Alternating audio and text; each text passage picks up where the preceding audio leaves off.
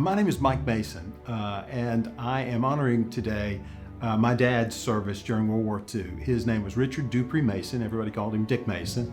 But during World War II, my dad was like all the other patriotic sons of that period. He went to serve.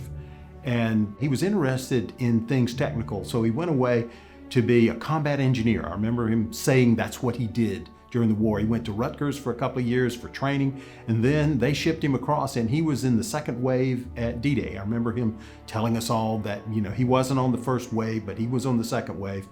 And they built bridges and did the other things that combat engineers did as they caught up with the fighting troops that were on the front across Europe as they marched across France, took France, and moved toward Germany. He was at the Battle of the Bulge. I remember him distinctly talking about how cold it was, how wet it was, and how miserable it was.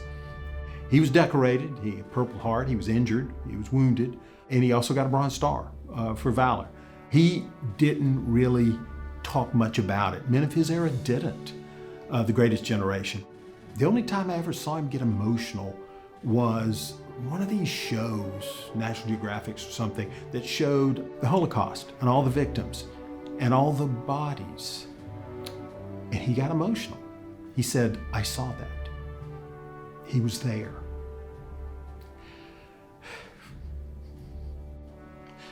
And it lets you know what they went through. But what he passed on to me was, be proud to serve. You're an American.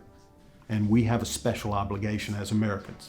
What my dad would want his great-great-grandchildren to know about his service is he was a man of great humility, a Baptist deacon his whole life.